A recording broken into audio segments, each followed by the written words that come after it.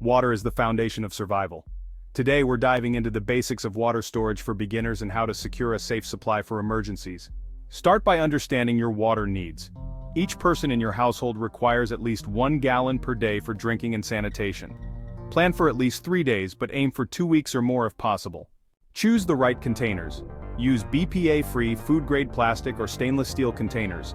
Avoid milk jugs, they degrade over time. For portability, consider collapsible water containers or 5-gallon jugs. Don't forget water purification. Stock up on purification tablets, portable filters, and learn how to boil water effectively. These tools ensure your water is safe to drink if contamination occurs. Think about storage location. Keep your water in a cool, dark place away from chemicals or direct sunlight. Rotate your supply every 6 months for freshness. Finally, don't rely solely on stored water. Identify alternate water sources like rainwater collection or nearby natural bodies of water. Hey, if you found this helpful, click on this video here. You can also get more life-saving information at isurvivethrive.com. And of course, don't forget to subscribe to our I Survive Thrive YouTube channel. Check the description below this video for helpful links.